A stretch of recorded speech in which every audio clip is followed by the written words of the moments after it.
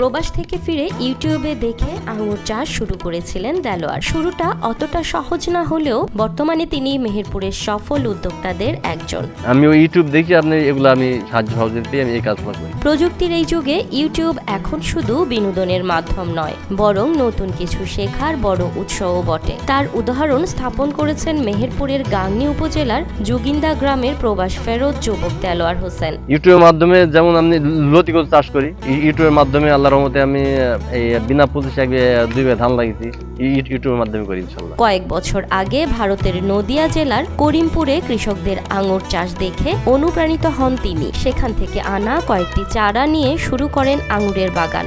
ইন্ডিয়াতে কি দেখি আপনার নদিয়া জেলা করিমপুর গ্রামে দেখি আপনার এই আঙুর চাষ করি। এই আঙুরে আমি দেখলাম যে এই আঙুরের যদি আমি বাংলাদেশে নিয়ে যদি আমি চাষ করি আঙুরে লাভবান হই ইনশাআল্লাহ। তো আমি সেখান থেকে কিছু ডাল সংগ্রহ করি, সেই ডাল নিয়ে এসে বাড়িতে ওরা বলে দেয় যে এটা এইভাবে মেডিসিন দিয়ে লাগিয়ে চারা দিতে হবে, সেই চারা থেকে আপনাকে আপনার গাছ গজাবে। তো ওখান থেকে আমি ওই ডাল নিয়ে আসি, নিয়ে আসার পরে বাড়িতে ওরা যেভাবে আমার শিখিয়ে দিতে ঠিক সেইভাবে আমি গাছ রোপণ করি। ফেসবুক ও ইউটিউবের মাধ্যমে বিভিন্ন পরামর্শ নিয়ে মাত্র 10 কাঠা জমিতে দেলোয়ার গড়ে তুললেন তার আঙুরের বাগান।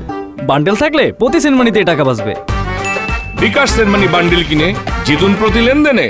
ইউটিউবের মাধ্যমে আমি আঙুর চাষে যে কত 100-র ভিতরে 100 সহযোগিতা দিই। মানে ইউটিউবে মানে কিভাবে আপনার কীটনাশক দিতে হবে, কিভাবে জমিতে আপনার সার দিতে হবে, কিভাবে আপনাকে মানে এই নেটগুলো দিতে হবে। ইউটিউবে আপনার এই A to Z থেকে যত রকমের পরিচর্যা আপনার সমস্ত সব শেখায় ইউটিউবে। শুরুর দিকে অনেকে তাকে পাগল বলেও ব্যঙ্গ করেছে, কিন্তু হাল ছাড়েননি দেলোয়ার, হয়েছেন সফল। যারা আঙুর চাষ করতে চান তাদেরকে আঙুরের চারাও দিচ্ছেন দেলোয়ার।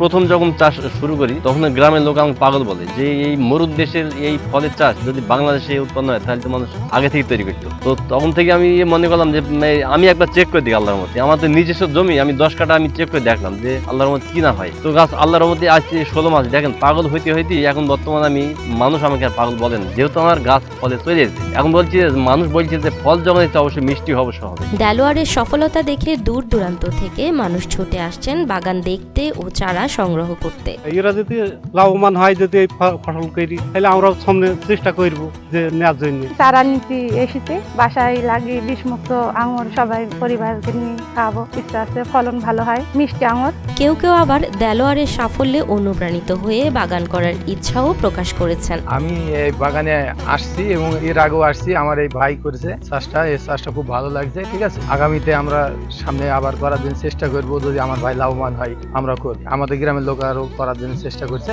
যে নিজের এলাকাতেই একটা এরকম বাগান তৈরি হয়েছে এবং সেটা আর কি দেখতে আসলাম। আঙ্গুর বাগান কোনোদিন দেখি না, কিন্তু এই প্রথম দেখলাম এবং ভালো লাগছে এবং আমি আঙ্গুর চারা নেওয়ার জন্য এসেছি আর কি। দেলোয়ার জানান এই বাগান করতে প্রায় 1.5 লাখ টাকা খরচ হয়েছে এবং এবার তিনি 5 থেকে 6 লাখ টাকার আঙুর বিক্রির আশা করছেন। আমার টোটাল এই 1.5 বছরের ভিতরে 1,70,80,000 টাকা খরচ হয়েছে। তো এখন বর্তমান আমি যদি গাছের এই প্রথম বছরে আপনি দেখেন ভাই, এই প্রথম বছরে যেরকম ফলন, আমার তো মনে বলছে যে আমি 5 লক্ষ টাকা ইনশাআল্লাহ বেচা করতে পারবো। অবসর সময়ে দেলোয়ারের বাবাও আঙুর বাগানের দেখভাল করেন বলে জানান। আল্লাহর রহমতে বাগানের ফল ভালোই এসছে, ভালোই দেখা যাচ্ছে। যদি আল্লাহ মুখপানে তাকায় হয়তো কিছু পয়সা আল্লাহ দিলি দেবে। আমি যতটুকু ওকে সহযোগিতা করি, সহযোগিতা করলে ধরেন প্রায় 1.5 বছর ধরে পেছনে শ্রম দিচ্ছি, খরচ করছি।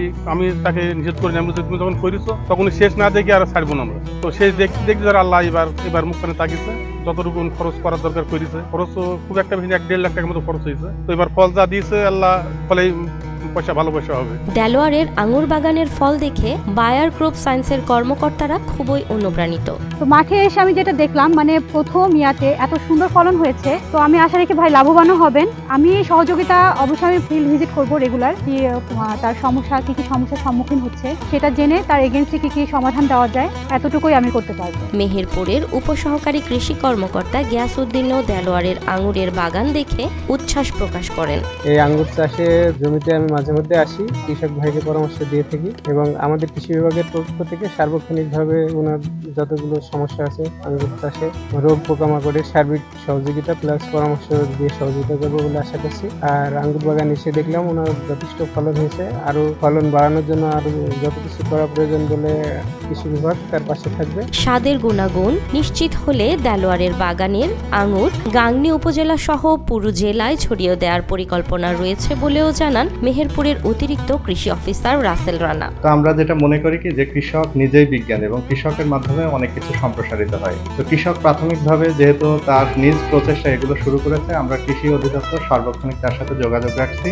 রাখার পরে তার জন্য যে প্রয়োজনীয় যে দিক নির্দেশনাগুলো আমরা উপসরকারি কৃষি কর্মকর্তার মাধ্যমে এবং আমরাও স্থলে যেয়ে এই পরামর্শগুলো দিব। আশা করি তার ফলন থেকে আমরা যদি কাঙ্ক্ষিত ফলন পাই এবং আঙ্গুরের যদি মিষ্টতা পাই, তাহলে আমরা পুরো গাংনী উপজেলাতে এটা ছড়াই দিতে সক্ষম হব। এলাকার লোকজন দেলোয়ারের বাগান দেখে উৎসাহিত হচ্ছে এবং তার উদ্যোগকে স্বাগত জানিয়ে আশেপাশের যারা বেকার যুবক রয়েছেন তারা আঙুর চাষে অনুপ্রাণিত হবেন বলেও মনে করেন স্থানীয়রা।